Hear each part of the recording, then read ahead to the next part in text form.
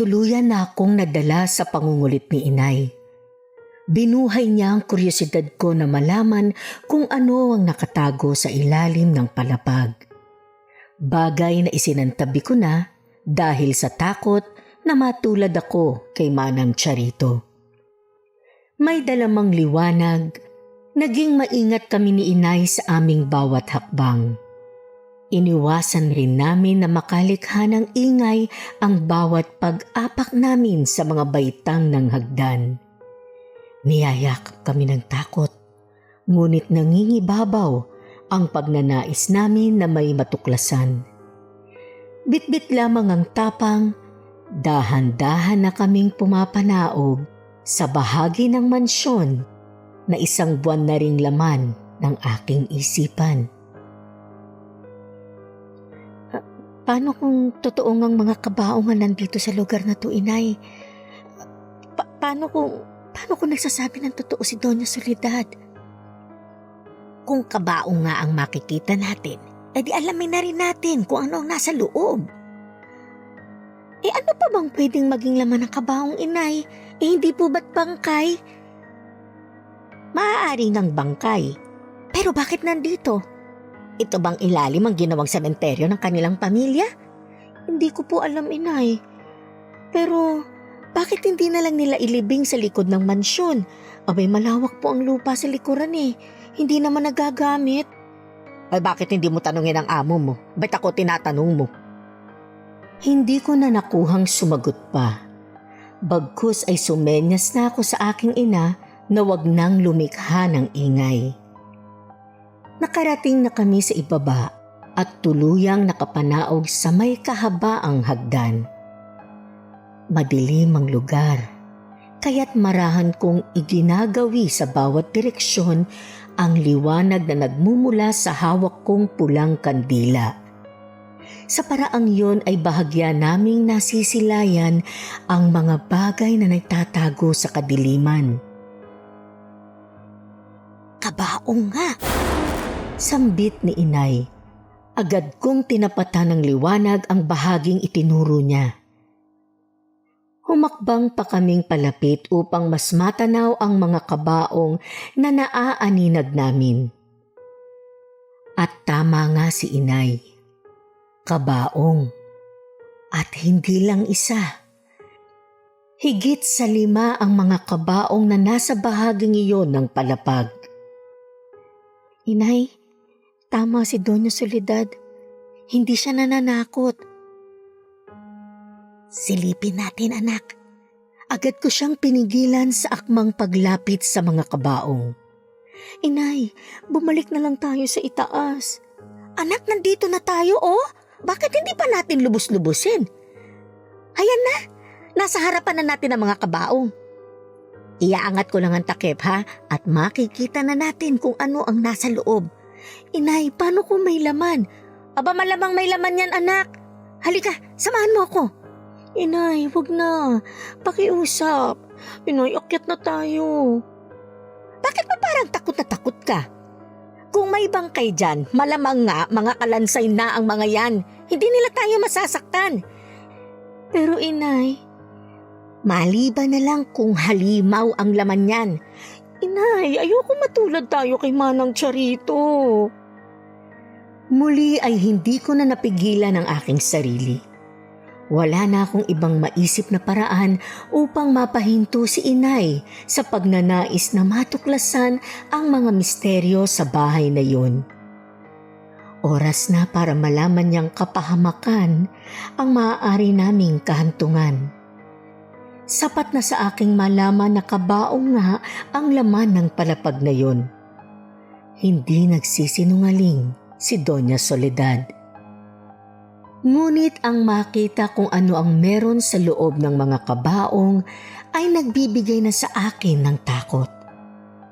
Bumabalik sa isip ko ang pagpatay ng may-ari ng bahay sa kaawa-awang naunang kasambahay na si Manang Charito. Matulad kay Charito? Anak, sabihin mo na nga sa akin ng totoo. Anong nangyari kay Charito? Inay, nagsinungaling po ako. Hindi po siya umalis dito noong 1 buwan pagdating ko. Hindi na po siya nakaalis. Nandito pa si Charito? Nasaan siya? Saan ang kwarto niya?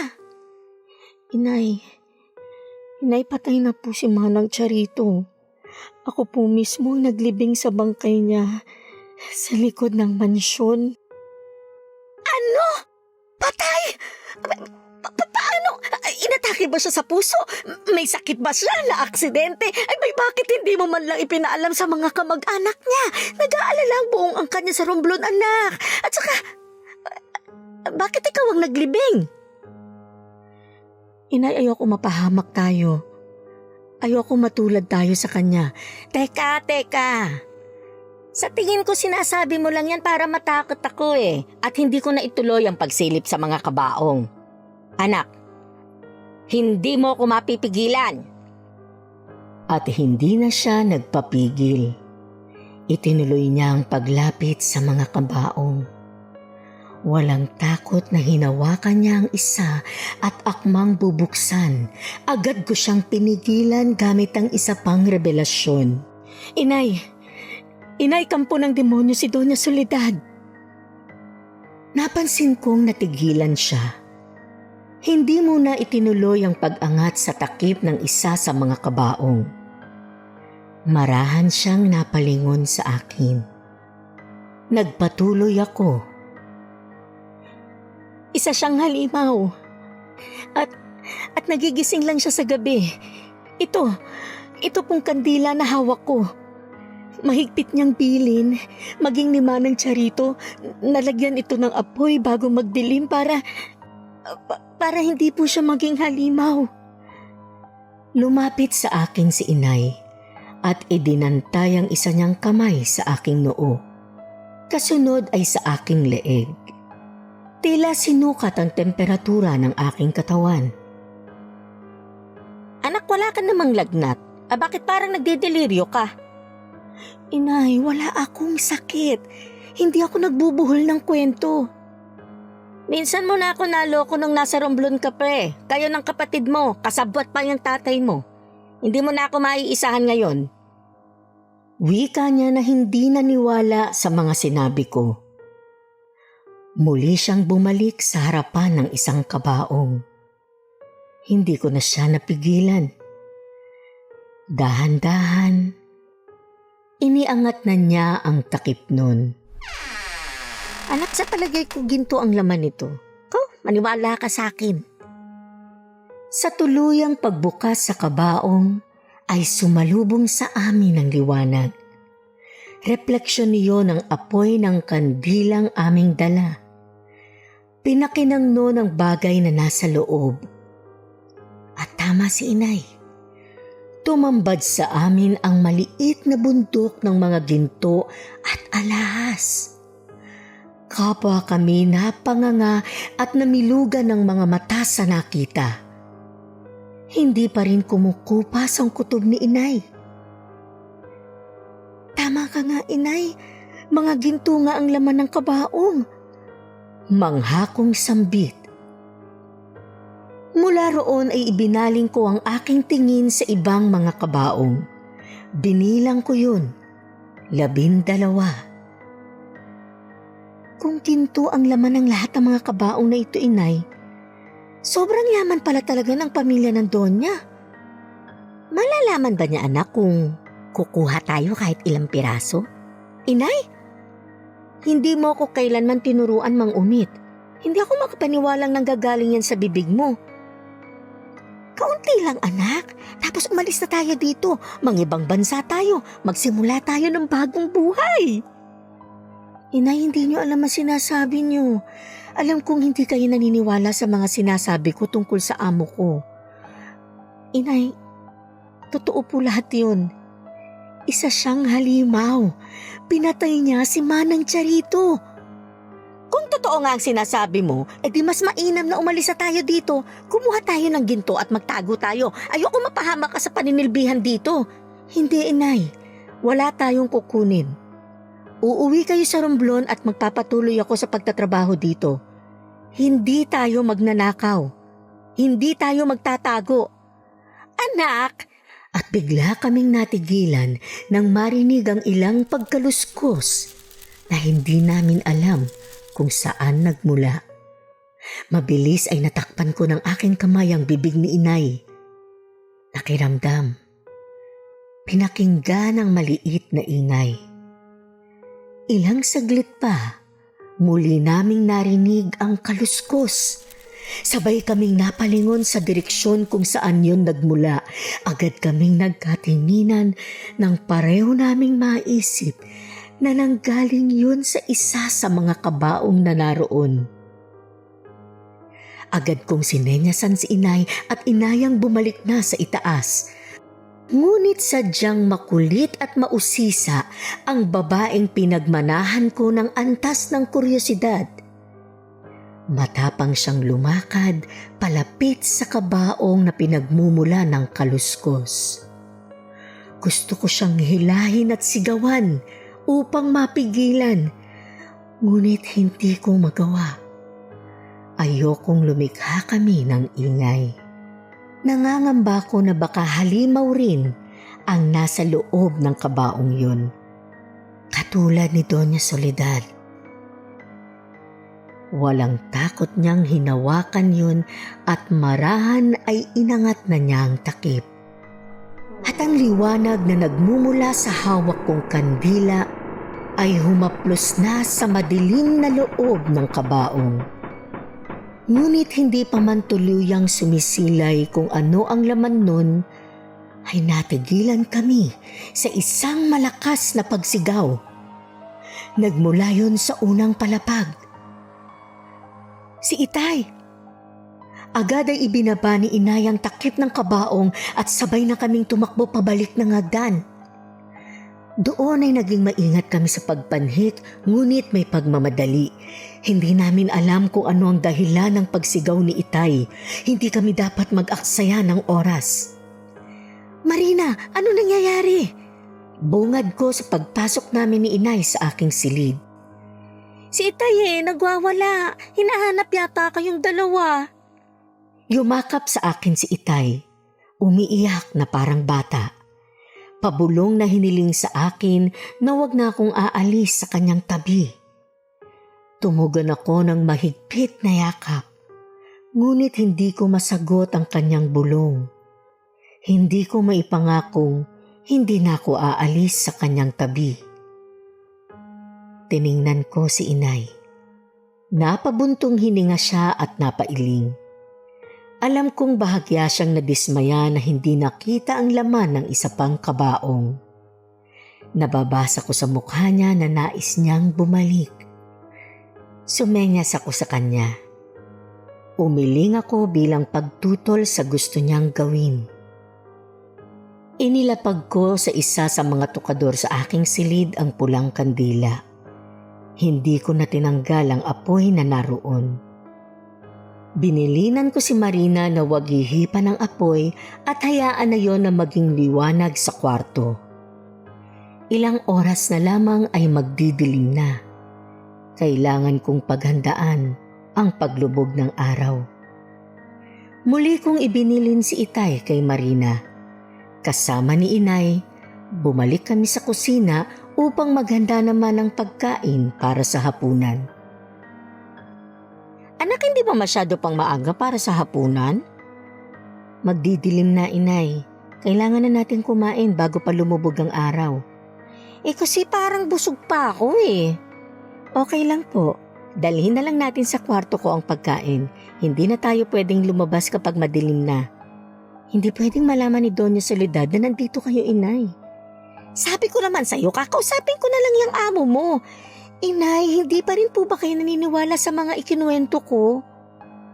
Ginto ang laman ng isa sa mga kabaong sa ilalim na palapag, anak. Yon ang katibayan na tinatakot ka lang ng amo mo. Inay, hindi po ako nagsisinungaling. Patay na si Manang Charito. Pinatay siya ni Doña Soledad. Nakita mo bang pinatay siya ng amo mo na sinasabi mong halimaw? Natigilan ako. Hindi ako agad nakasagot sa tanong na yon ni inay dahil hindi ko nasaksihan ang pagpatay. Narinig ko lamang ang mga ungol na tila mula sa isang mabangis na hayop.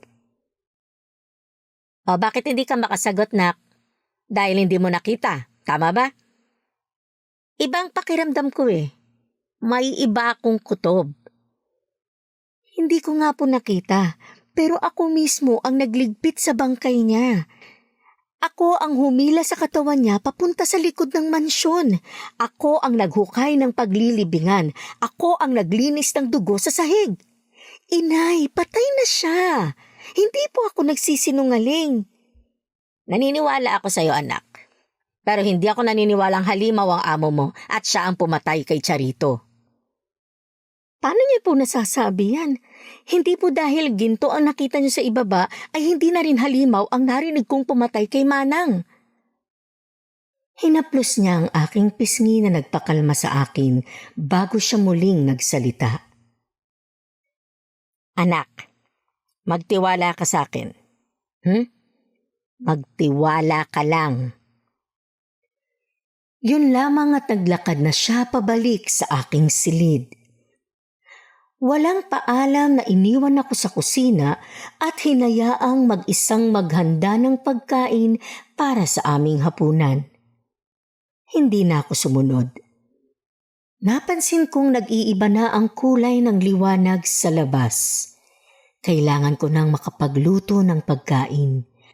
Ipapasok ko na lamang yon sa loob ng aking silid at doon na kami kakain. Nang matapos ang pagluluto ay agad ako nagtungo sa silid. Dala ang isang tray ng mga pagkain. 2 kaldero na naglalaman ng kanin at ulam. 4 na plato at mga kubyertos.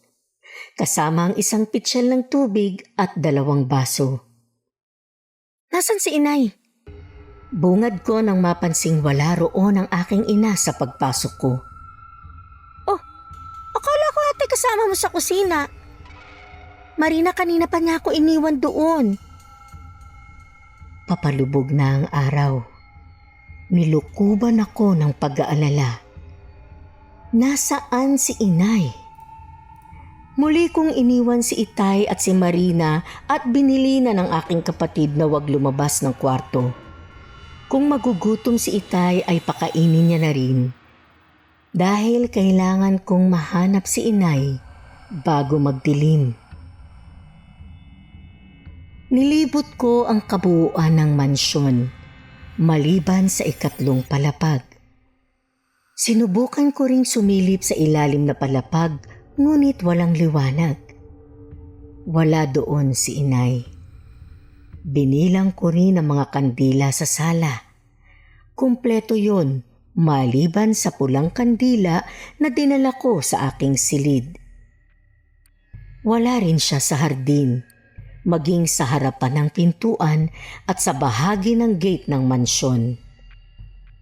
Napatingala ako at tiningnan ang kalangitan.